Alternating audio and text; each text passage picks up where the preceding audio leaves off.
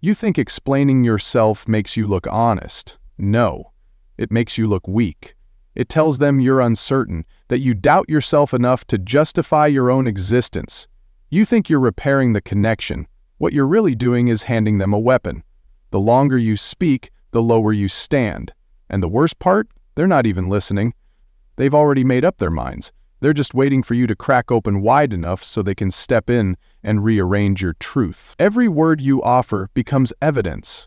Every attempt to clarify becomes confession. And you think you're being fair, reasonable, human. But they don't see a human, they see a weakness talking. Here's the truth you've been avoiding.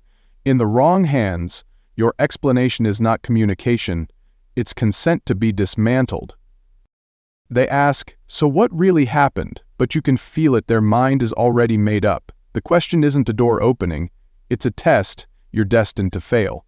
Their face stays still, but their eyes are scanning, not for clarity, but for contradiction. You start talking, slowly at first, cautiously layering details, hoping that honesty might soften whatever invisible wall you're facing.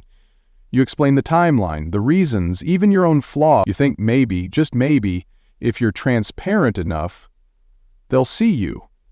But they don't. They nod in all the right places. They say things like, I understand, and that makes sense, but their silence is louder than your words. Their agreement feels hollow, like they're feeding a script, not having a conversation, and that's when it hits you. You're not speaking to a person. You're defending yourself in a courtroom where the verdict was written before you walked in. You weren't invited to share. You were baited to confess. You think you're building understanding, but you're actually giving them language to use against you later. They won't quote your intention, they'll repeat your hesitations. They won't remember your truth, they'll extract your flaws. And all the while, they sit calmly, almost kindly, as if they're doing you a favor by listening.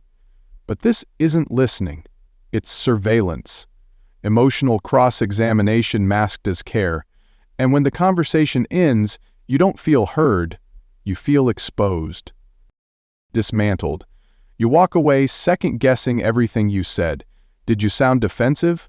Did you talk too much? Should you have said nothing at all? The answer is yes, because you weren't there to be understood. You were lured into defending your existence to someone who already decided it wasn't valid. Here's what no one tells you.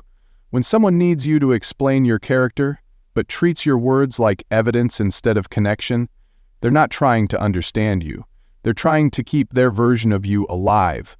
And they won't let your truth interrupt their story.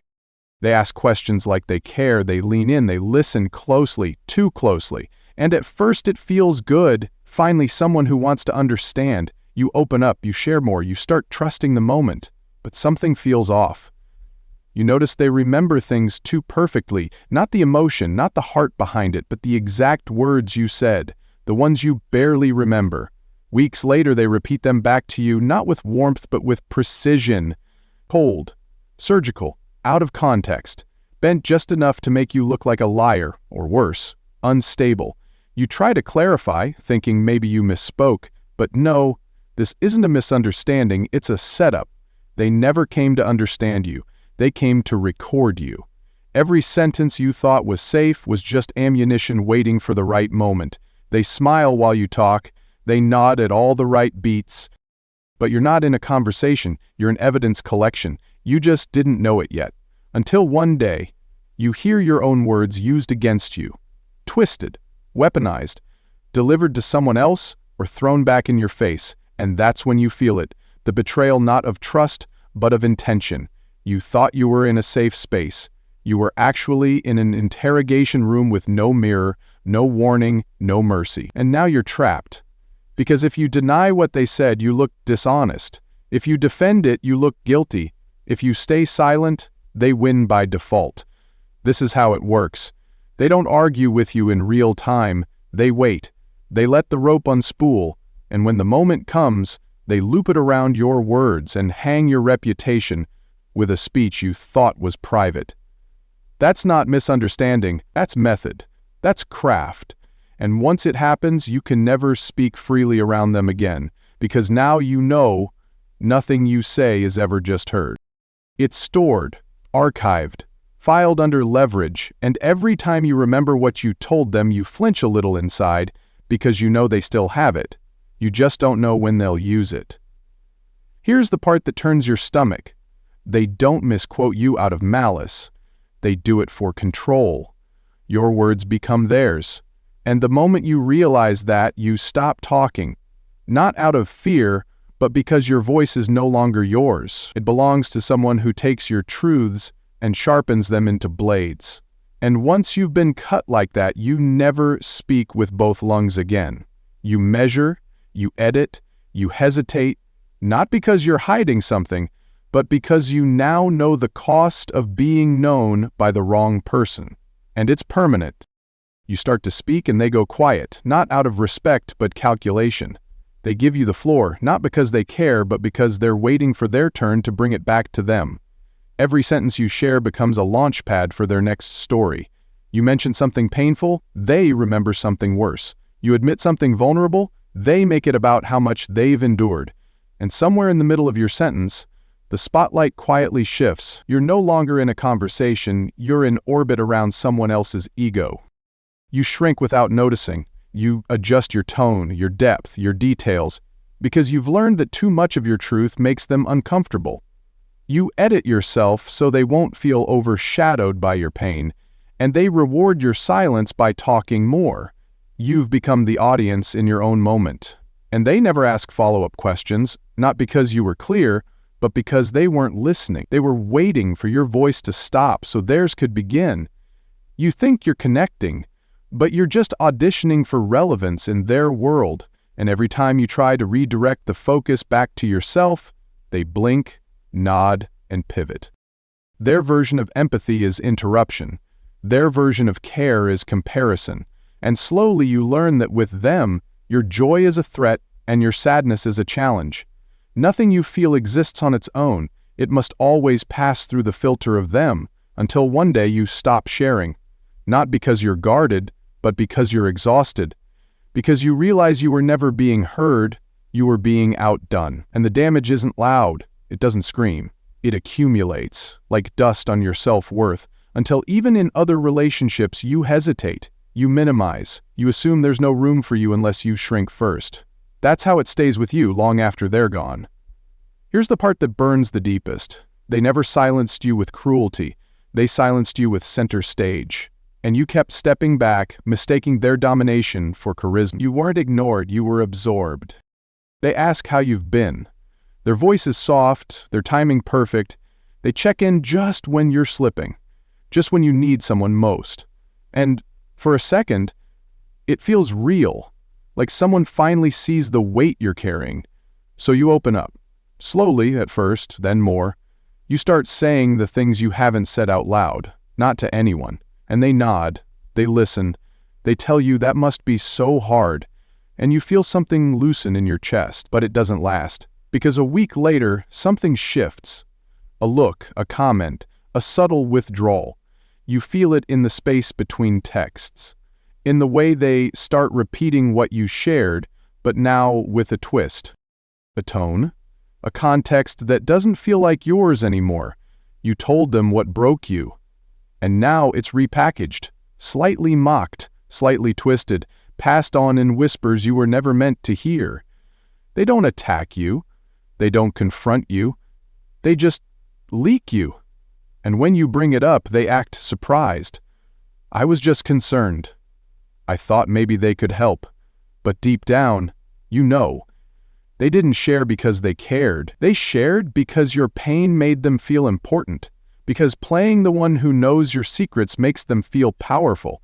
Because being your confidant was never about you. It was about being close enough to break something when the time came. And now you're left picking up the pieces of your own vulnerability, wondering how many people now carry versions of your story that you never gave them permission to hold. And here's the cruelty of it all. They never looked like a threat. They looked like comfort. They wore empathy like a costume. They asked you to trust them, not so they could hold you, but so they could handle you. And the damage they do isn't loud. It doesn't even feel like betrayal at first. It feels like confusion. Like shame you can't trace. Until one day, you realize your silence now isn't about privacy, it's about fear. You're not just guarding your truth, you're guarding the version of yourself that they haven't ruined yet. And when you finally cut them off, they'll say you were dramatic, that you misunderstood, that they were only ever trying to help. But you'll know. You'll know exactly what it felt like to bleed into someone's hands and watch them paint with it. Because that's what they do. They don't stab, they leak. They don't confront, they perform.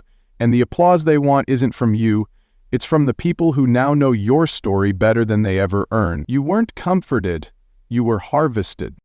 They never yell, they never demand, they just nudge. A raised eyebrow here, a vague comment there.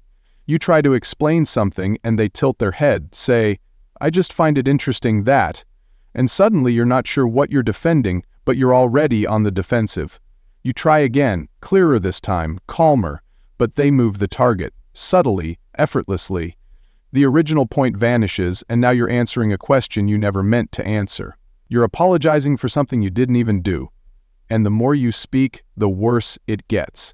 Because you're not in a disagreement, you're in a slow unraveling, a psychological quicksand where the harder you try to be understood, the deeper you sink into doubt. They don't tell you you're wrong, they just make you question if you're ever right. And they do it with a smile, with concern. With phrases like, "I'm just trying to understand," or "don't overreact." You start editing yourself around them, shortening your sentences, walking on the edges of your own truth like glass. You second-guess your tone, your timing, your very sense of reality, because somehow around them, you're always a little too much or not quite enough. And when you try to leave the conversation, they say, "Wow, I was just trying to talk." So you stay and explain more, and they use your explanation to shift the goal again. You're chasing closure that doesn't exist.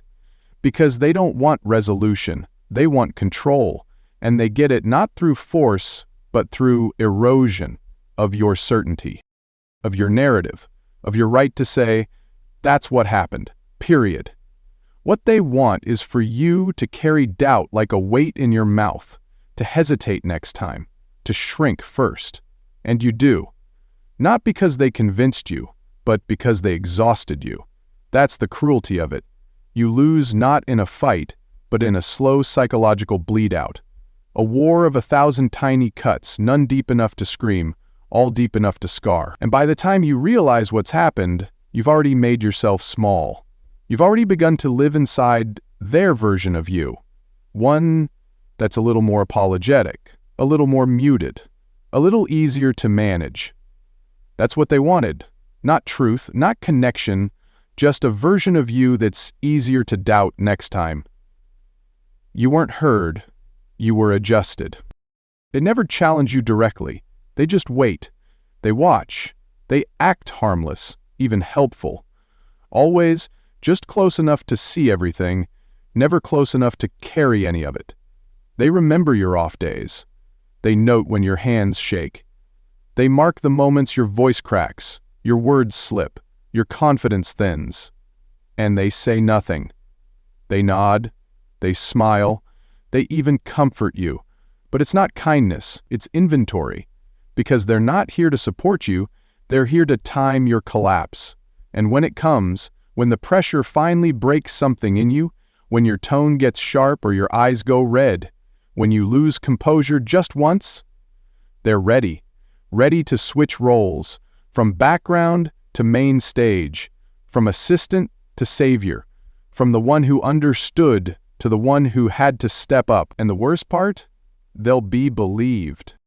Because they collected everything you gave them.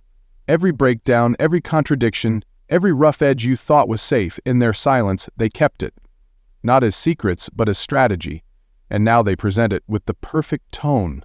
Not angry, not petty, just concerned, measured, reasonable. You look unhinged, they look composed. You try to defend yourself, but now you're emotional, reactive, defensive. And they knew you would be. That's the trap. They let you speak first so they could play the cleanup act, so they could inherit the credibility you used to have. And in that moment, when everyone turns to look at you with a question in their eyes, you realize you didn't lose control. You were managed into losing it. And now, no one remembers how long you held yourself together. They only remember the day you cracked. And who was standing beside you with a calm voice and a well-timed story. Here's the part that tears your stomach from the inside. They didn't need to lie. They just needed to wait, because they knew the truth alone was never enough to protect you. It had to be protected by someone. And the moment you trusted them to do that, you gave them all the power they needed to become you. You weren't betrayed. You were replaced. They don't argue. They don't raise their voice. They don't even ask much. Instead, they sigh. They hesitate. They look disappointed, not in what you did, but in who you are. They speak in soft tones about ethics, values, doing better. And suddenly, you're not defending an action, you're defending your character. You try to explain, but every word feels like a stain, like you're proving their point just by trying, because they're not here to understand, they're here to cleanse. To be the moral high ground you're forced to climb just to be seen as decent again. You didn't cross a boundary, they moved it, quietly, and then accused you of not knowing where it was. And if you ask why, they smile, like they're sad for you, like your failure was inevitable. They weaponize empathy.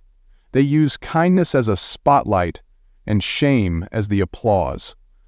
And worst of all, they don't need to be right. They just need to look more righteous than you. So you step back, you shrink, you start measuring your tone, not because you're guilty, but because you've already been put on trial without knowing it.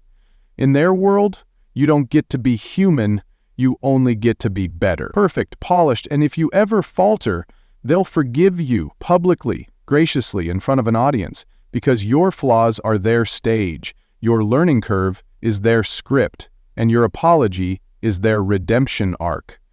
You thought they wanted truth. What they wanted was performance.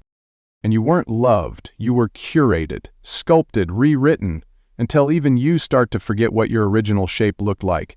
That's how deep it goes, not just guilt, but moral exile, not just being wrong, but being seen as the kind of person who's no longer safe to believe. And no matter how much you grow, it's never enough, because growth was never the goal, submission was. Here's the part that twists the knife. They don't need to punish you. They just need to make you punish yourself in front of them, because watching you do it is what convinces them they're still good. You weren't guided, you weren't corrected, you were purified for display.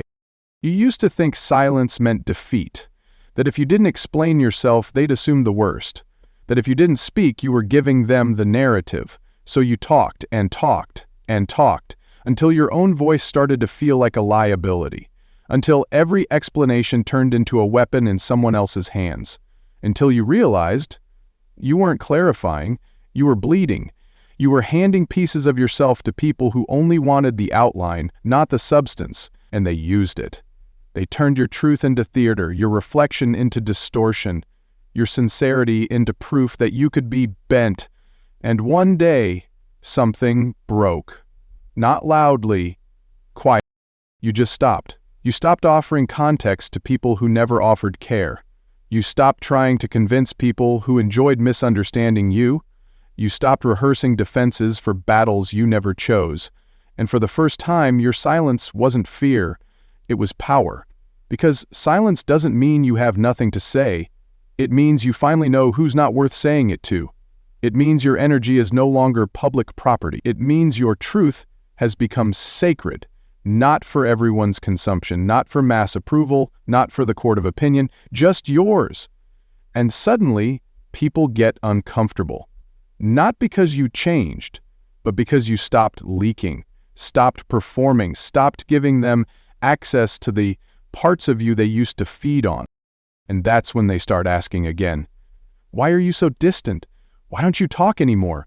Why are you so cold? But now you know, those questions aren't about care, they're about control. And silence breaks control. Silence redraws the map. Silence makes them confront their own noise. You don't owe explanations to those who made a home out of misunderstanding you. You don't owe clarity to people who twisted your words for sport. You don't owe your story to anyone who only listened to find the cracks.